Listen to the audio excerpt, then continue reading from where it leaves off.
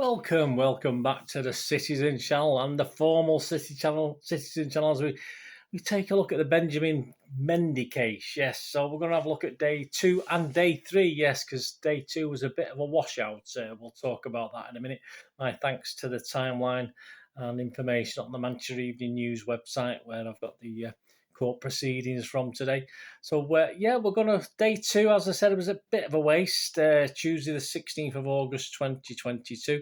Of course, the 28-year-old Benjamin Mendy has been charged with 8 counts of rape, 1 count of sexual assault and 1 of attempted rape. The allegations relate to 7 women. There's a co-defendant as well accused. Day 2, before the trial was adjourned for the day, the jurors were about to hear a video-recorded police interview with Mendy's first alleged victim. However, the court could not hear the evidence properly. Judge Stephen Everett told jurors he would adjourn proceedings while technicians dealt with the problem, but then it was adjourned for the day until Wednesday as the faults couldn't be sorted. And day 3, Wednesday the 17th of August, more problems. The same problems. We still couldn't sort out these technical difficulties with the video, and that was the next stage of the case. Couldn't do much on that. So in the morning session again was totally lost. The judge adjourned the hearing while the issues were resolved, and he adjourned it till 1:30 p.m. But finally it was sorted. So we got back into it, and the technical issues were all sorted out, and we started again at 1:38 p.m. And we do the police interview being played to the jury of the first witness. So we just call Woman 1. We don't have the name, just Woman 1.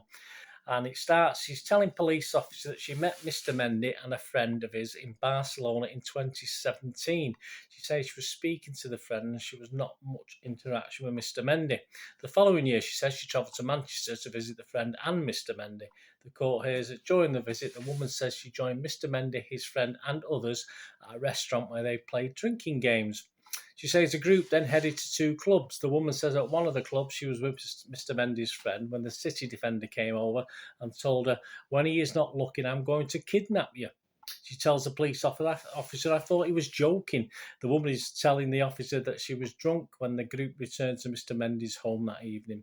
She woke up the next morning and went to look for a phone. When she went downstairs, she said Mr. Mendy was there and told her, "I've got a charger in my room. Why don't you go into my room?" She says she told Mendy she was fine and had got her own. That same morning, the woman says she was taking a shower at Mr. Mendy's home and thought everyone else was downstairs. The woman tells the officer she was completely nude, had music on, and had left the door ajar so she could hear the music. She said she then saw Mr. Mendy walk into the bathroom. The woman explains that she told him he needed to leave, but he held himself in his private area. She told the police officer she managed to wrap herself in a towel and then tried to grab some underwear to protect herself. He kept obstructing me, she said. He kept forcing himself to see me and take off my towel. The woman tells the police officer, "I kept pushing him away to the point where he kept grabbing me back." She alleges that Mr. Mendy then sat on the bed and put her on top of him. "I was clinging onto my towel so it would not come undone," the woman says. She says she kept trying to push Mr. Mendy away, but he kept holding me down. The woman alleges Mr. Mendy then took his boxers off and moved his penis near to her. She told the officer he was saying things like, "Are you scared? You don't have to be scared." He said, "I'm not going to do anything. I'm not going to put it in." The woman says Mr. Mendy got very close and she kept trying to wriggle out of it. "I kept thinking, where are his friends? Why is no one here? Shall I scream? There's no point. He's in his own territory. What am I going to do?" "I pretty much landed myself in that situation because I should not have gone up there," the woman says. She tells the officer that she then tried to book an Uber, but Mr. Mendy told her there was no point at this. There is not a lot of reception. The woman alleges that Mr. Mendy told her to wait and his driver would take her to the train station. She says then she took her shoes off, sat down and shared her location with a friend. Asked who it was that she saw walk into the bathroom while she was in the shower, she tells the officer it was Ben. She says she saw Mr. Mendy enter the room in the corner of her eye. "I was just in shock and wanted to reach for a towel," the woman explains. After wrapping herself in the towel, the woman says Mr. Mendy tried to reach for the towel.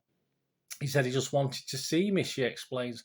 The woman tells the officer that she left the bathroom, but Mr. Mendy kept following without much distance. She says there was constant back and forth as she tried to grab underwear from her bag. I tried to distance myself and just follow, and he just followed me around, she alleges. The woman alleges that the encounter lasted for about 20 minutes. She tells the officers she asked herself, do the people in this house know what is happening? I did not scream because I did not understand what was going on, she adds. I just tried to struggle my way out of it. She says that she cannot remember how the incident ended. In the recorded interview, the woman is telling the police officer about when she first met Mr. Mendy and his friend in Barcelona the year before the alleged incident. She says someone told her he was a Manchester City player who was injured at the time and they did not seem keen on people taking videos of him in the club. The woman said, I think he's a new signer. I don't really keep up to date with football. The witness said she had sporadic contact with the player's friend over the next year before he invited her to stay in what she thought was Manchester, but turned out to be Mendy's home. The witness tells the officer how she was driven to Mr. Mendy's home in a vehicle arranged by his friend, but then everyone went into Manchester to eat. She describes going to a restaurant for a meal, which she thought the footballer paid for before going on to clubs. The woman is asked how much she had drunk, and she said she had 3 or 4 shots and then 3 or 4 glasses of champagne. She replied, I would say I was drunk, but I was also aware. She says she cuddled with Mr. Mendy's friend during the night out, but after Mendy approached with the alleged comment about wanting to kidnap her, she made it clear her intentions were solely directed towards his friend. 3:21 p.m. we move to now. The jury's now played footage of the woman being cross-examined by Benjamin Mendy's defence barrister. So this is the first time we've heard from the defence barrister, Eleanor Laws QC.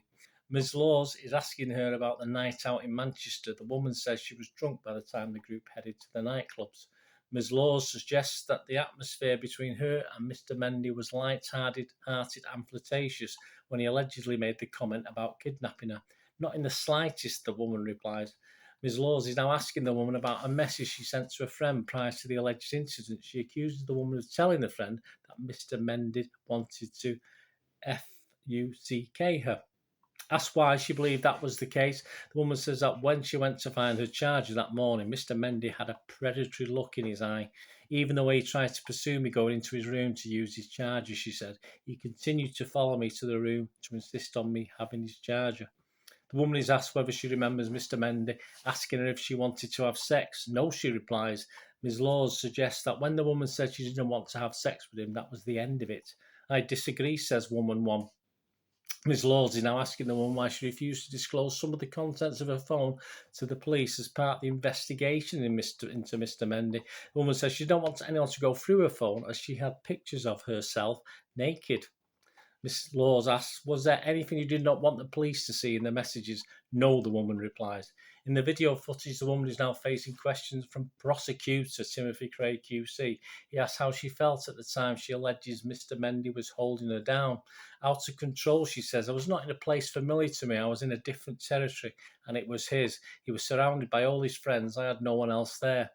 The woman continued, I kept saying stop and no, that was not heard, and I felt a bit voiceless, which is probably why I didn't scream. I just had millions of questions. The jury finished then hearing evidence for the day at 4 p.m. approximately, and proceedings will continue tomorrow morning, Thursday.